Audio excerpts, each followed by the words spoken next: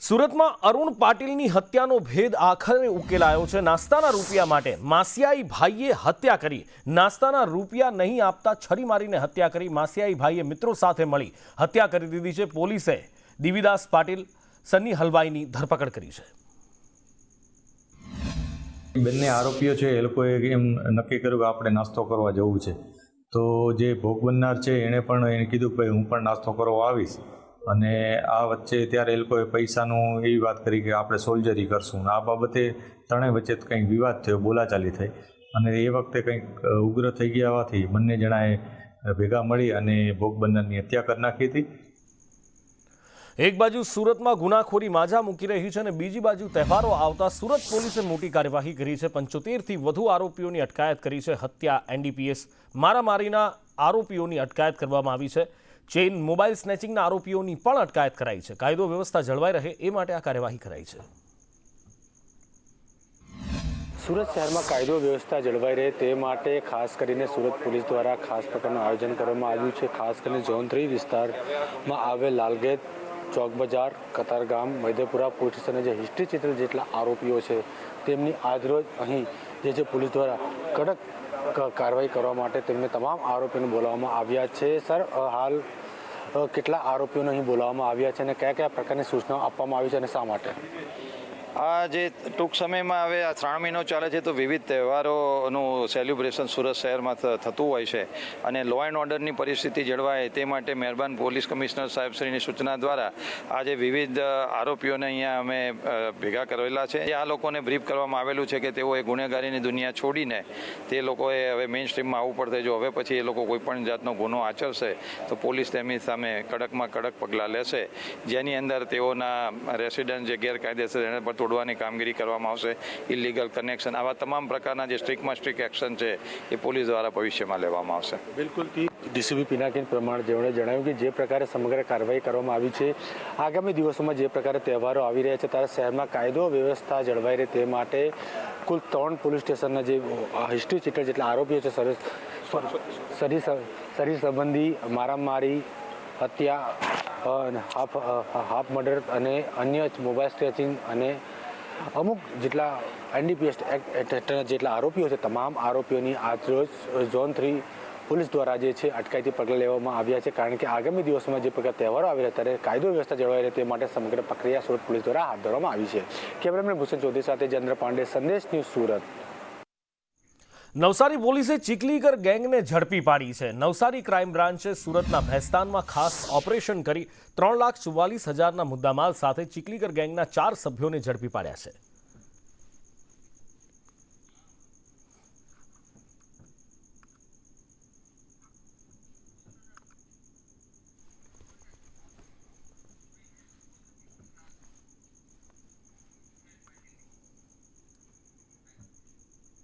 રાજકોટમાંથી મંદિરોમાં ચોરી કરતી ટોળકી ઝડપાઈ છે। ચોરી અને લૂંટને અંજામ આપતા 3 લોકોની ધરપકડ કરવામાં આવી છે। મોરબી, રાજકોટ ગ્રામ્યમાં આ ગેંગે ગુના આચર્યા હતા। સુરેન્દ્રનગર જિલ્લામાં પણ ચોરી કરી હતી। આરોપી રાકેશ અને વિજય સોલંકી તેમજ રોનક ભટ્ટની ધરપકડ કરવામાં આવી છે। આરોપીઓ હાઈવે પર આવેલા મંદિરોની રેકી કરતા, મહંત એકલા હોય એવા મંદિરને ટાર્ગેટ કરતા પોલીસે 4 લાખથી વધુનો મુદ્દામાલ કબજે કર્યો છે। રાજકોટ ગ્રામ્ય, મોરબી અને સુરેન્દ્રનગર જિલ્લામાં મંદિરમાં લૂંટ કરનાર ટોળકીના 3 સભ્યોને પકડવામાં રાજકોટ ગ્રામ્ય એલસીબીને સફળતા મળી છે। આ લોકો પહેલાં રેકી કરતા હતા, જે મંદિરો હાઈવેની નજીક આવેલ છે ત્યાં જ આ લોકો લૂંટને અંજામ આપતા હતા। પહેલાં રેકી કરી લે અને પછી એવા મંદિરોને ટાર્ગેટ કરે જ્યાં વધારે લોકોની અમદાવાદના ઝાંસીની રાણી હિટ એન્ડ રન કેસમાં રોહન સોનીની ધરપકડ કરવામાં આવી છે। મિત્રના બર્થડેની ઉજવણી કરી એ આનંદનગર પહોંચ્યો હતો। આરોપી કારમાં સવાર હતો, એ દરમિયાન અકસ્માત કર્યો હતો। આરોપી સિલ્વર ઓક કોલેજમાં અભ્યાસ કરે છે। બીબીએના 3જા વર્ષમાં એ ભણી રહ્યો છે। અહીંયા આરોપીએ રેસ લગાવી હતી। 3 કારે એક સાથે રેસ લગાવી હતી અને આ રસ્તાને રેસ ટ્રેક સમજવાની કિંમત 2 યુવાનોએ જીવ આપીને ચૂકવવી પડી છે। એક્ટિવા ચાલકને અને પાછળ એમનો મિત્ર બેઠેલો હતો, એમને એક બ્રીજા કાર ચાલકે ટક્કર મારતા એક જે એક્ટિવા ચાલક હતા એમનું સ્થળ પર મૃત્યુ થયેલું અને બીજાનું સારવાર દરમિયાન પણ મૃત્યુ થયેલું હતું। આમાં જે કાર ચાલક છે એ રોહન પરેશકુમાર સોની એમને અટક કરવામાં આવેલા છે. જે આરોપી રોહન સોની છે એ લગભગ 12 વાગ્યાની આજુબાજુ પોતાની મિત્ર પાલડી ખાતે રહે છે. એમને ત્યાં પાર્ટી હતી, બર્થડે પાર્ટી, ત્યાં એમના ઘરે ગયા હતા. ત્યારે જે અમને સીસીટીવી ફૂટેજ મળ્યા છે એમાં આ ત્રણેય કાર આગળ પાછળ જતી જોવા મળે છે. છતાં પણ અન્ય સીસીટીવી ફૂટેજ મેળવી અને ખરેખર રેસિંગ કરતા હતા કે સાથે જમવા જતા હતા એ બાબતે તપાસ કરવામાં આવશે. આ બાજુ વડોદરાના ડભોઈમાં એક યુવાન નદીમાં ડૂબી ગયો. બનૈયા ગામની ઢાઢર નદીમાં આ યુવાન નાવા પડ્યો હતો અને કોઈ કારણસર આ યુવાન એમાં ડૂબી ગયો. ફાયર બ્રિગેડે લાપતા યુવાનની શોધખોળ શરૂ કરી છે. નદીમાં મગર હોવાથી પરિવારજનો ચિંતિત છે.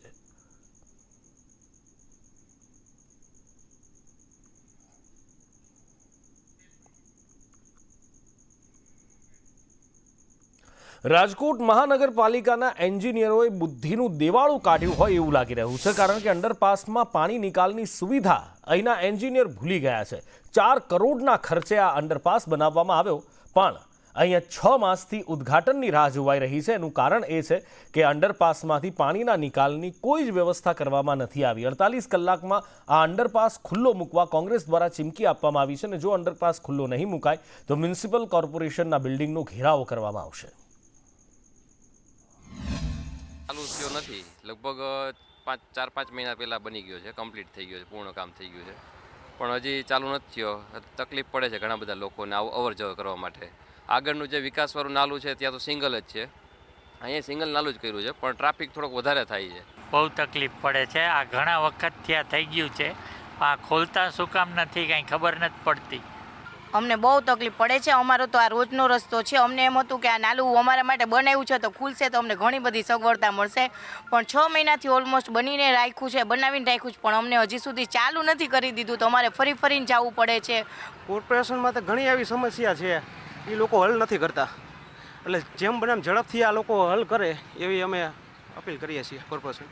અમીનમાર્ગ નજીક આવેલો રેલવે અંડરપાસ છે, 6 મહિનાથી રેડી થઈ ગયો છે. લગભગ અંદાજે 4 કરોડના ખર્ચે બનાવેલો અંડરપાસ લોકો માટે જાહેર સુવિધાઓ માટે મૂકવાનો હોય લોકાર્પણ કરીને, પણ હજુ સુધી મૂકવામાં નથી આવ્યો. ક્યાંક ને ક્યાંક રાજકોટ મહાનગરપાલિકાના શાસકો અને અધિકારીઓએ બુદ્ધિનું દેવાળું ફૂંક્યું હતું, કારણ કે આની બાજુમાં 100 મીટર અંતરે આવેલા 2 જે અંડરપાસ છે તેમાં પાણી દર ચોમાસે ભરાય તો વાહન ચાલકોને ટ્રાફિક ચક્કાજામ અને અન્ય સમસ્યાઓ થતી હતી. એટલે આ સ્ટ્રોમ વોટર નિકાલની સુવિધા માટે સુશાસન નહીં પણ કુશાસન, માત્ર ભ્રષ્ટાચાર કરવો અને પોતે જે કાંઈ લોકોની સુવિધા છે એ સુવિધાને ભૂલી જઈ અને ભ્રષ્ટાચાર કઈ રીતે થઈ શકે આ પ્રકારનું શાસન રાજકોટ મહાનગરપાલિકામાં ચાલી રહ્યું છે. ત્યારે જે એજન્સીએ કામ કરેલું છે એને આપણે ફરીથી આ પ્રશ્ન બાબતમાં વ્યવસ્થિત રીતે પાણી ન ભરાય અને નાલાની અંદર 2 નાલા છે, વન વે છે, એટલે એક બાજુ જવાનું એક બાજુ આવવાનું, એટલે આ નાલાની અંદર આ પ્રશ્ન હોવાના લીધે હજી આપણે ખુલ્લું મૂકેલ નથી.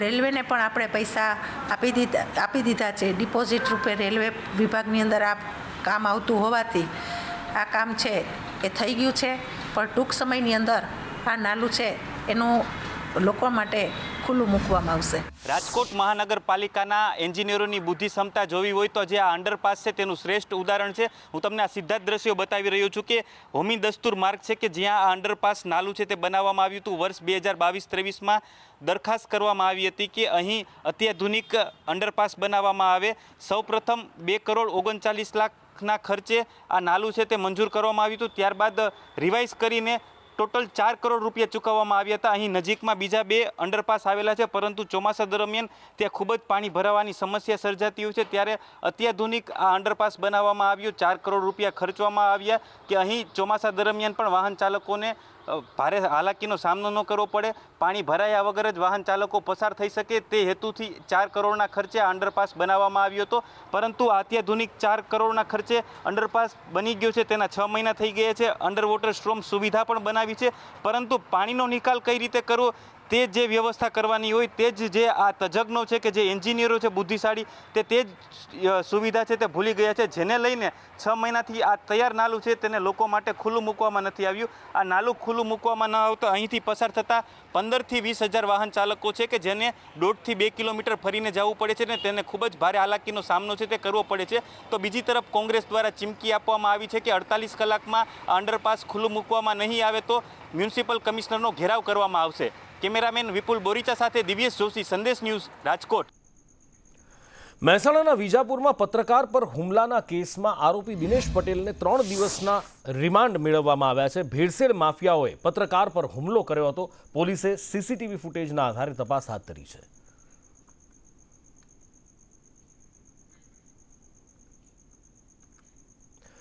અમદાવાદના નિકોલમાં આમ તો વિકાસ કર્યાની મોટી મોટી વાતો થાય છે, પણ ધરાતલ પર ઉતરીને જુઓ તો સમસ્યાઓની ભરમાર જોવા મળે છે. મહાનગરપાલિકાની ચૂંટણી આવી રહી છે અને નેતાઓ હવે લોકોને મળવા માટે પહોંચ્યા છે, ત્યારે સ્થાનિકોએ ધારાસભ્ય અને કોર્પોરેટરનો ઉધડો લીધો હતો.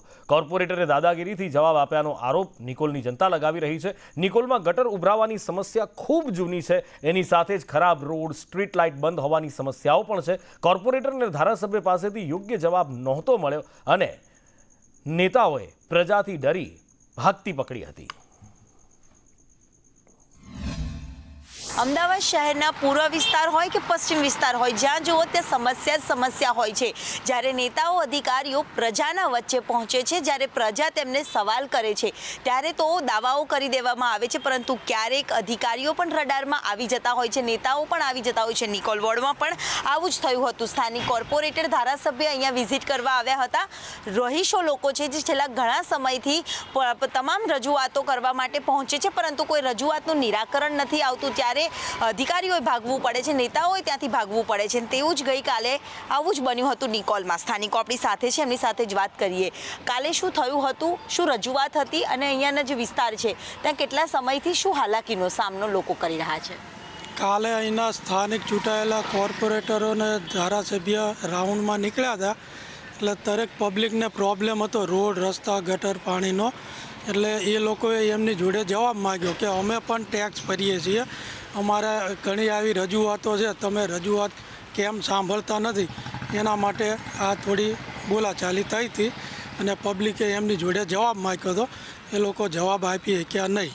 શું હાલાકી છે, કેટલા સમયની હાલાકી છે? હાલાકી એટલે બેના નિકોલ વિસ્તાર અત્યારે ડેવલપમાં તમે જુઓ તો વિસ્તારમાં સારામાં છે, પણ ખાલી નામનો અને પેપર પર બતાવવા માટેનો. તમે જો ચારે બાજુ નિકોલની અંદર એટલી બધી સમસ્યા છે. જ્યાં જુઓ ત્યાં ખાડા, જ્યાં જુઓ ત્યાં ગટરના પાણી, પીવાના પાણીની સમસ્યા, બહુ સમસ્યા છે. એ સમસ્યાના અનુસંધાનમાં જ જે કાલે જે ઘટના બની ને એના અનુસંધાનમાં જ બની. ભારતીય જનતા પાર્ટીના ધારાસભ્યો અને કોર્પોરેટરો ફરજિયાતપણે અમદાવાદ શહેર ભાજપના પ્રમુખના ઓર્ડર મુજબ રાઉન્ડ લેવા નીકળે છે, ત્યારે આ કોર્પોરેટર અને આ ધારાસભ્યોને પ્રજા જ્યારે પ્રશ્નો પૂછે છે, ત્યારે લુખાઓ અને ટપોરીની ભાષામાં સામાન્ય પ્રજાને જો આ લોકો આવી રીતના જવાબ આપતા હોય તો આવનારા દિવસોમાં આ લોકો શું કરશે એનું અનુમાન લગાવવું ખૂબ અઘરું છે. કેમિકલવાળું પાણી મોટા મોટા ઉદ્યોગપતિઓનું આવડી આ ગટરમાં ઠલવાય ને એ પાણી જે છે રોડ ઉપર આવે છે.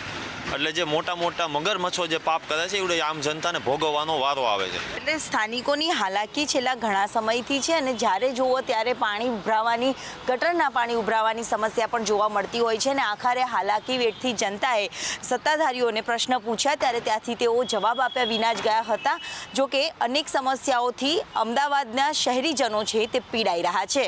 કેમેરામેન સંદીપ રાઠોડ સાથે દિવ્યા ચૌહાણ, સંદેશ ન્યૂઝ, અમદાવાદ. અમદાવાદની સેન્ટ ઝેવિયર્સ કોલેજમાં એનએસયુઆઈના કાર્યકર્તાઓ દ્વારા વિરોધ નોંધાવવામાં આવ્યો. અનામત કેટેગરીમાં એડમિશન ન અપાતા વિરોધ કરાયો. એસસી, એસટી, ઓબીસીના વિદ્યાર્થીઓને પ્રવેશ ન અપાતા એનએસયુઆઈના કાર્યકર્તાઓ કોલેજ પર પહોંચ્યા હતા અને સૂત્રોચ્ચાર સાથે વિરોધ પ્રદર્શિત કર્યો હતો. અને અમારે ખરું છે પણ જીકાસે અમને ફેસિલિટી આપવું જોઈએ. હમણાં પણ કદાચ સ્ટુડન્ટ્સને એડમિશન એસસી એસટીને કરવા અમે તૈયાર છીએ, પણ કંઈ જીકાસમાં ફેસિલિટી હોવી જોઈએ. આ જે ડેવિડ ફાધર જે નવા ફાધર બન્યા એ કયા હિસાબે કયા ધારા ધોરણે અહીંયા હિસાબે અમને પ્રિન્સિપલ બનાવવામાં આવ્યા? જ્યારે કે સરકાર દ્વારા એક પરિપત્ર જાહેર કરવામાં આવે જેમાં ડેવિડભાઈ જે પ્રિન્સિપલ બનીને બેઠા છે એમને તદ્દન નાકાર કરવામાં આવ્યો છે કે આ પ્રિન્સિપલ નહીં ચાલે. તો છતાં ડેવિડભાઈ પોતાનો પદ ઉપરથી રાજીનામા આપતા નથી અને જે આ લોકો એસટી વિદ્યાર્થીઓ છે એમને એડમિશન આપ્યા નથી અને જે 19 રાઉન્ડ બીતી જતા છતાં બી એસટી ઓબીસીના વિદ્યાર્થીઓને જે એડમિશન પ્રક્રિયાથી વંચિત રાખવામાં આવેલ છે. 10 દિવસના વિરામ બાદ વડોદરાના શિનોરમાં વરસાદ વરસ્યો છે. શિનોર, દામાપુરા, માલસર આ વિવિધ ગામોમાં વરસાદ વરસ્યો છે. સાથે જ શિનોર શહેરના રસ્તાઓ ઉપર પણ પાણી ફરી વળ્યા હતા. અત્યાર સુધી શિનોરમાં સિઝનનો 21 ઇંચ વરસાદ વરસી ગયો છે. 10 દિવસથી મેઘરાજાએ વિરામ લેતા ખેડૂતો ચિંતામાં મુકાયા હતા, પણ ફરી એકવાર મન મૂકીને મેઘરાજા વરસતા ખેડૂતોમાં ખુશી છવાઈ ગઈ છે.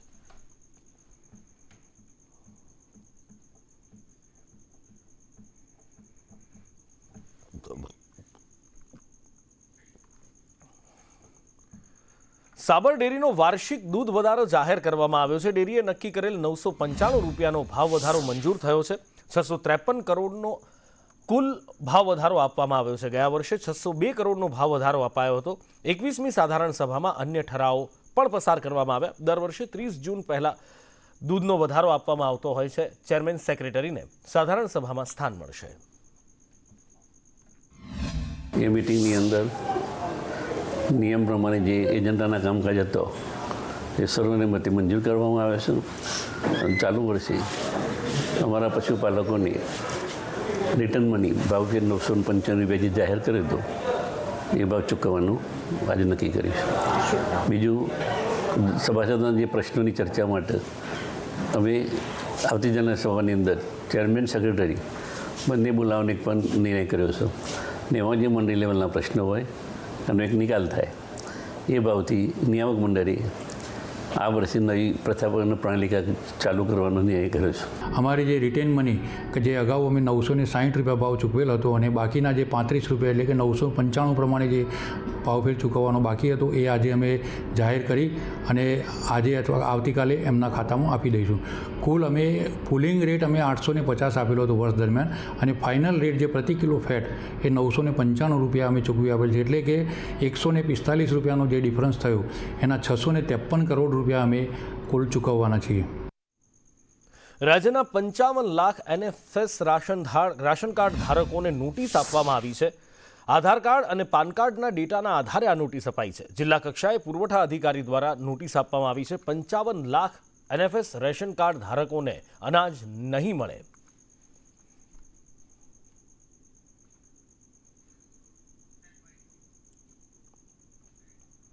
જંબુસરમાં 25,000થી વધારે રાશન કાર્ડ ધારકોને નોટિસ આપવામાં આવી છે. 6 લાખથી વધુ આવક ધરાવતા કાર્ડ ધારકોને આ નોટિસ અપાઈ છે. ગરીબોના હક પર તરાપ મારનાર પર સકંજો કસવામાં આવ્યો છે. જંબુસર મામલતદાર દ્વારા આ કાર્યવાહી કરવામાં આવી છે. કેટલાક રાશન કાર્ડ ધારકોની આવક 25 લાખથી પણ વધુ હોવાનું સામે આવ્યું છે. આ કાર્ડ ધારકોએ 7 દિવસમાં નોટિસનો જવાબ આપવો પડશે. જો જવાબ સંતોષકારક નહીં હોય તો કાર્ડ રદ કરવામાં આવશે. 25 લાખ અને 6 લાખથી વધારે જે આવક ધરાવે છે તેમજ કંપનીના ડાયરેક્ટરો છે 1 હેક્ટર કરતાં પણ વધારે જમીન ધારણ કરે છે તેવા અત્રેના જંબુસર તાલુકાની અંદર 25,000 ઉપરાંત રેશન કાર્ડ ધારકોને નોટિસ આપવાની કાર્યવાહી હાલ ચાલુ રહેલ છે. ડ્રેનેજની સાફ સફાઈ દરમિયાન કામદારોના મૃત્યુ મુદ્દે હાઈકોર્ટમાં અરજી કરવામાં આવી હતી. આ અરજી મુદ્દે ગુજરાત હાઈકોર્ટમાં રાજ્ય સરકારનો જવાબ સામે આવ્યો છે. સફાઈ કમિશનની અછત દૂર કરવા સરકારે ખાતરી આપી છે. સાથે જ મશીનરી વધારવા માટે સરકારે કોર્ટમાં બાંહેધરી આપી છે. રાજ્યની લોકલ ઓથોરિટીને 209 મશીન મળશે. આ જવાબ સરકારે કોર્ટમાં રજૂ કર્યો છે. સાથે જ સરકારે કહ્યું છે કે નગરપાલિકા અને મહાનગરપાલિકામાં 59 જેટિંગ અને 133 ડિસલ્ટિંગ મશીન આપવામાં આવશે. 16 લોકલ બોડીઝ પાસે 16 જેટિંગ 24 ડિસલ્ટિંગ મશીન છે.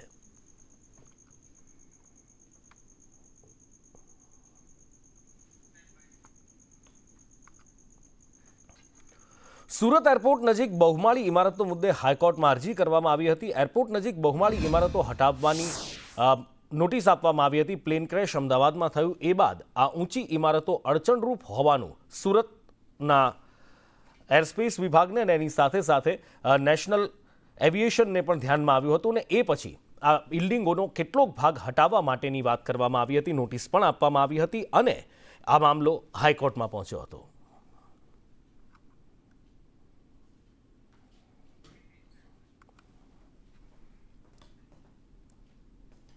અમરેલીના ચલાળામાં ભાજપનો જૂથવાદ સામે આવ્યો છે. નગરપાલિકા પ્રમુખ નયનાવાળાએ રાજીનામું આપી દીધું છે. નયનાવાળાએ કૌટુંબિક કારણોસર આમ તો રાજીનામું આપ્યું છે. માત્ર 5 મહિનામાં રાજીનામું આપી દીધું છે ને એટલા માટે જ અનેક તર્ક વિતર્ક પણ થઈ રહ્યા છે અને ખળભળાટ મચી ગયો છે. આંતરિક જૂથવાદમાં આ રાજીનામું આપ્યાની ચર્ચા જોર પકડી રહી છે. નગરપાલિકાના પ્રમુખના પતિએ સોશિયલ મીડિયામાં પોસ્ટ પણ મૂકી છે.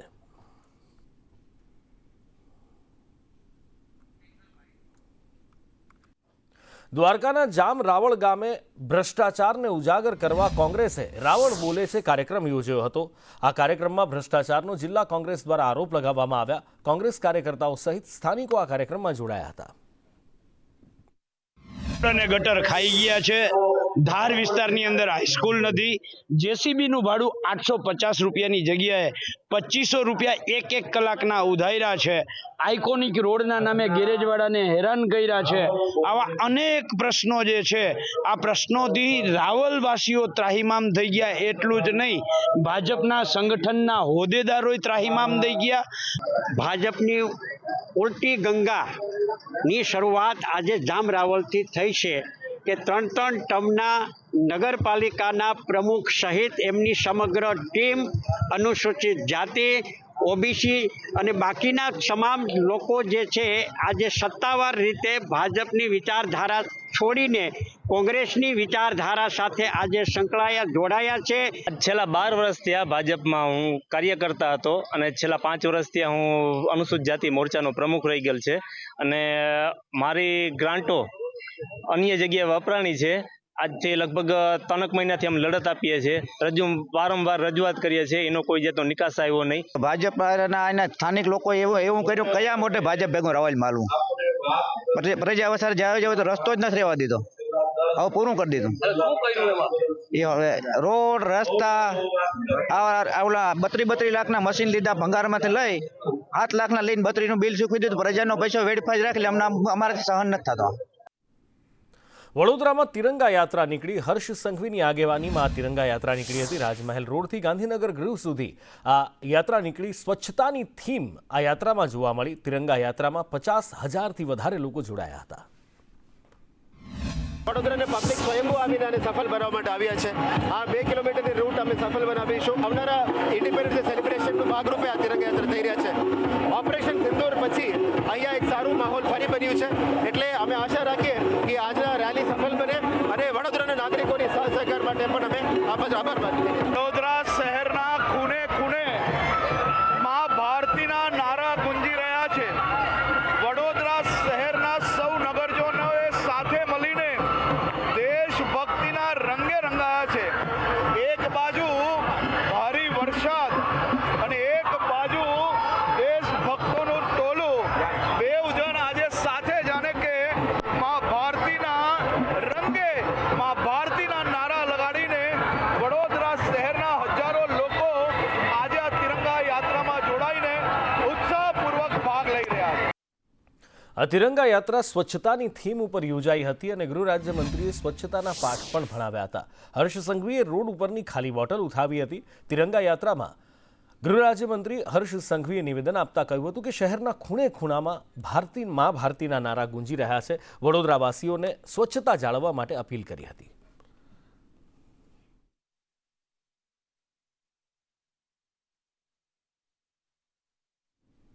અમદાવાદ મહાનગરપાલિકામાં જનતાના પૈસાનો વેડફાટ થતો હોય એવું સ્પષ્ટ દેખાઈ રહ્યું છે. રિવરફ્રન્ટ પર નાગરિકો માટે સી પ્લેન, ક્રૂઝ અને કાયાકિંગ પ્રોજેક્ટ શરૂ કરાયા હતા, પણ 5 મોટા પ્રોજેક્ટનું બાળમરણ થયું છે.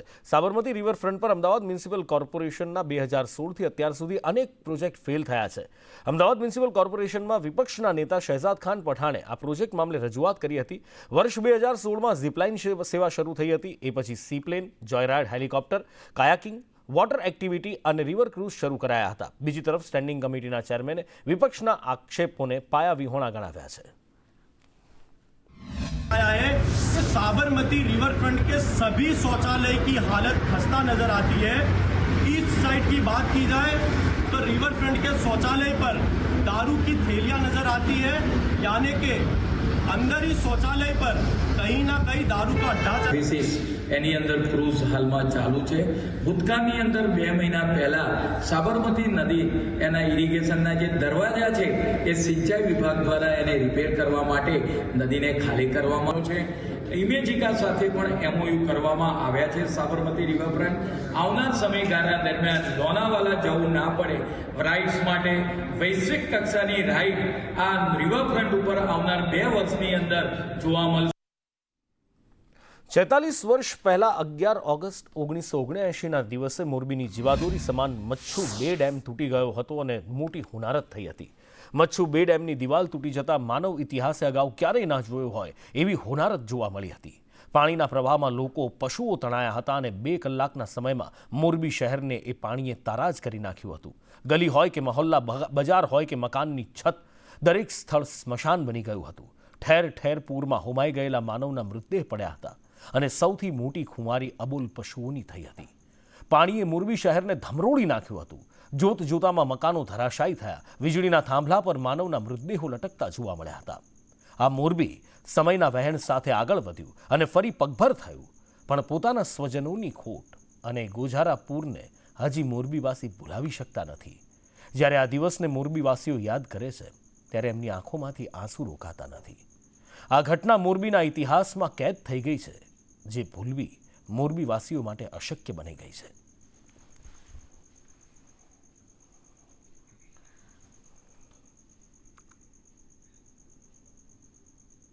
ડાંગ જિલ્લામાં રેન્જ આઈજી પ્રેમવીરસિંહની અધ્યક્ષતા હેઠળ 13 તુજકો અર્પણ કાર્યક્રમનું આયોજન કરવામાં આવ્યું, જેમાં જિલ્લા પોલીસ દ્વારા વિવિધ ગુનાઓ તથા મળેલી અરજી ફરિયાદો અંતર્ગત કાયદેસરની કાર્યવાહી હાથ ધરી. વિવિધ ચીજવસ્તુઓ તથા મુદ્દામાલ મૂળ માલિકોને ત્વરિત પરત મળી રહે એ હેતુથી આ કાર્યક્રમમાં 28 અરજદારોને 6,25,000નો મુદ્દામાલ પરત આપવામાં આવ્યો. જે અમુક મહિલાઓને ગામના સ્તરે લોકો અંધશ્રદ્ધાના કારણે ડાકણ માનીને લોકોને હેરાન કરતા હોય છે. એ પ્રથાને નાબૂદ કરવા માટે એસપી શ્રી ડાંગ દ્વારા ખૂબ સંનિષ્ઠ પ્રયાસો કરવામાં આવેલા છે અને એ આવી જે મહિલાઓ છે એને પોલીસ મદદ પૂરી પાડે છે અને આ લોકોને સામાજિક રીતે પુનર્સ્થાપિત કરવાનું તથા સમાજમાં આ લોકો સન્માનથી જીવી શકે એના માટે વિભિન્ન જીવિકાના સાધનોની પણ વ્યવસ્થા કરવામાં આવે છે.